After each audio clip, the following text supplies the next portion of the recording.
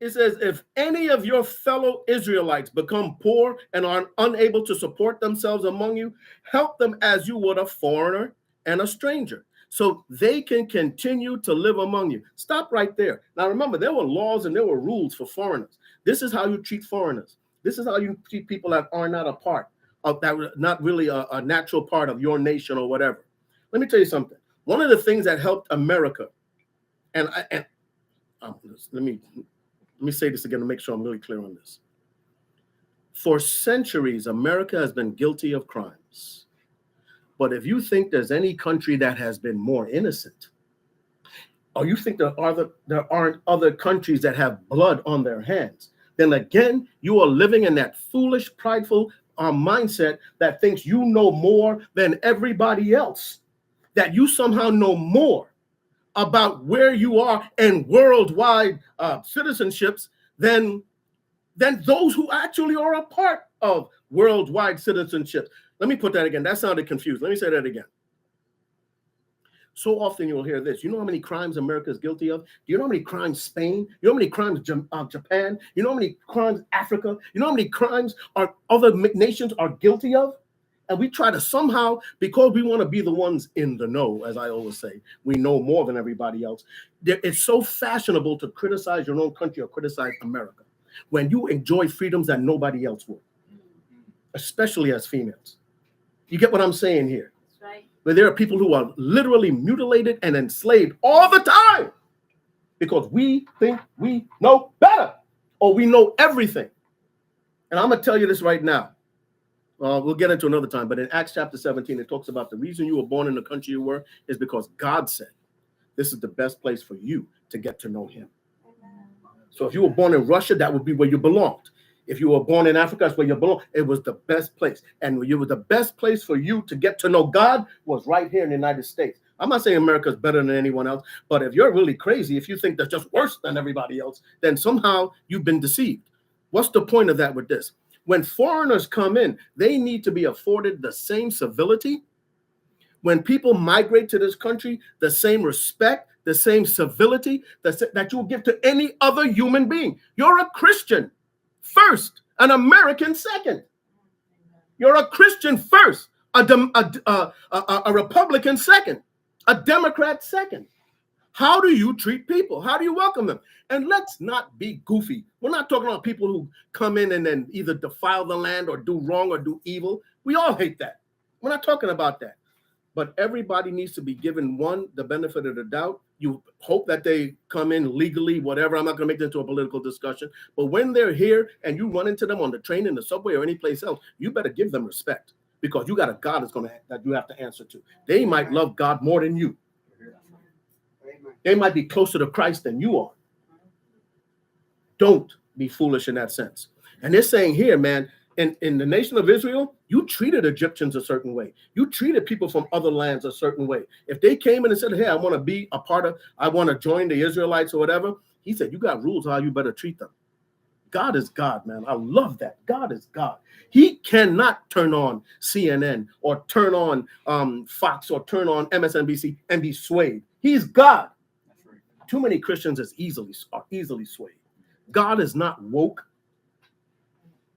And God is not flying Confederate flags, saying only. God's not one or the other. God is God. He's above all that. Amen.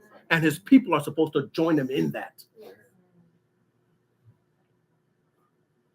Again, verse 35, any of your fellow Israelites become poor and unable to support themselves among you, help them as you would a foreigner. Think about that. Foreigners were getting help more than others. Verse 36, do not take inheritance, any interest or any profit from them, but fear your God, so that they may continue to live among you. The more you fear God, really fear God. Remember, the beginning of wisdom is the fear of God. And the more you fear God, sometimes we get a little bit too friendly with God. We start singing songs like, oh, what if God was one of us, just a slob like one of us? God's no slob. He can relate. He doesn't become us. He knows how to get down on one knee. And you say, well, what about Christ? Christ suffered every temptation we suffer, but never sinned. Right. So what does it mean? He can understand every single struggle that any kind of foreigner, you don't care if you are a 9-year-old girl or if you are a 99-year-old man, God can understand. And what we're seeing here is this: fear God, and you show your fear of God by how you treat others, including the lowliest migrant here. When I say lowly, I mean in terms of what they can provide. I'm not talking about their hearts and the crimes or anything else like that. You get what I'm saying? So that they can continue to live with you. But do you care for the poor? Forget about this migrant. What about one another? Sometimes people are suffering financially, and you could help. Sometimes people are suffering spiritually, and I've seen that in churches. They will allow some 20-year-old girl, for instance, to go struggling, hasn't figured out life yet, and they can watch it like they're watching a movie and never lift a finger to help her. I've seen men who are struggling. They get whether they get older and they need help, and there are guys who will just let that go by and not help at all. And I've been to a lot of different churches, and I'm telling you now, God will not hold you innocent for ignoring the people around you when they are suffering, when they are poor. Matter of fact, the more you avoid other people and say, okay, I go to church on Sunday, but I got my own life. I got my own real things that I'm taking care of, but I'll check in on Sundays. Hey, don't challenge me. I'm there on Sunday. Where were you on Thursday when people were struggling? Where were you on Tuesday when that woman was actually in physical pain? Could have used somebody to run to the drugstore for them. Where were you when that guy lost his job and just needed an encouraging word? Where were you? He's saying the poor. Take care of the poor. Poor in spirit, poor financially, poor emotionally. I hope this is helping. I know there's a lot we're covering here, but I'm trying to just whiz through it. Skip down if you would. You look in verse 42, because the Israelites are my servants, whom I brought out of Egypt. They must not be sold as slaves. Do not rule over them ruthlessly, but fear your God. Bottom line is this: if somebody becomes indebted to you, you do not oppress them with it. You do not oppress. If somebody, again, has done you wrong, or if somebody owes you, you make sure you still treat them well. Don't oppress them. If somebody says, listen, I'll do whatever you say, I am so sorry. There are people who take advantage of that. There are people who are employers that, quite frankly, their people don't get paid right. They don't get paid correctly. If you can afford it, if you are a boss and you have people working for you and you're a supervisor of anybody on any level, treat the people that you are in charge of with respect. With respect. And not holding it over their heads or not making them walk in fear and intimidation because of your position. Don't rule over them ruthlessly, he says there. Let's close this out. Skip all the way down to verse 54. Even if someone is not redeemed in any of these ways, they and their children are to be released in the year of Jubilee. In other words, if they can't make up, if they can't do what they were challenged to do, if they can't cover paying back what they said they would or should or whatever, at that time you could keep them and the kids in slavery. Slavery wasn't about race back then. People took others as slaves because they were able to conquer other nations and get free labor. Or people became slaves, even more commonly, because they owed money. They owed something and they couldn't pay it back. Nowadays, when that happens to us, what do you got? You got your phone ringing off the hook with creditors, and you feel like a slave, and you feel oppressed. Well, back then, you went and you snatched them up. If you ever watch or read the book Christmas Carol, it all opens up with Scrooge saying, hey, aren't there workhouses? Aren't there prisons? If people owe money, go take them. But that means that they could take the wife also. I remember one scene when Scrooge says, why should your wife have to go to prison? You're the one who borrowed the money. Not that he felt for the wife. He didn't care. He was Scrooge. My point here is this. Don't treat even children or other people's children based on how their parents owe you. The parent did you wrong, so now you don't want nothing to do with anybody from their family. Somebody in their family said or did whatever, and you're going to hold the whole family responsible. This is making sense here. How many Thanksgivings are miserable because Everybody that came over in your eyes is guilty. And everybody has that irritating relative that comes to Thanksgiving. I hope this message is making sense to you guys. He's saying release, release, release, release, release the kids, release everybody. And he's saying it's here in a more practical terms, but for our purposes, this certainly applies. Set yourself free by setting other people free.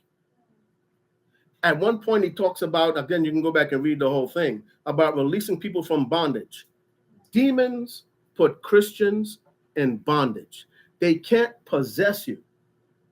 You can't get a demon, get in there, and all of a sudden your head spinning around, and you're turning all kinds of colors. No, but they certainly can oppress you. There are Christians that are deeply insecure.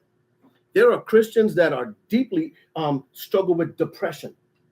There are Christians that struggle with mass amounts of anxiety. All of that is bondage. I can't sleep in peace. I can't eat in peace. I can't love in peace because you are in bondage. Then there's outside bondage. There are people that are deeply in bondage because of alcohol. And though right now the big talk and the big argument has become more and more and more drugs, as many therapists and counselors will tell you, more murders, more adultery, more harm, more jail time has come about due to alcohol than anything else. It oppresses you. It changes your personality. It robs you of your manhood. It robs a woman of her beauty.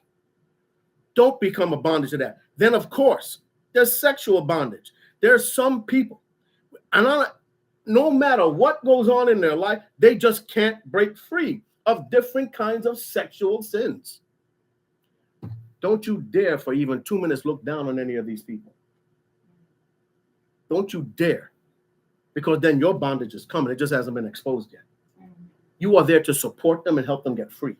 If you're a healthy church, they should be able to walk right in. Somebody once wrote this, Dr. Henry Cloud, and he put it in his book, Changes That Heal. He said, you know what's more effective than many churches? AA. Want to know why? Because when somebody walks in, they stand up and said, hi, my name is Frank, and I'm an alcoholic. You're free. In church, you got to walk in and hide. That's an unhealthy church.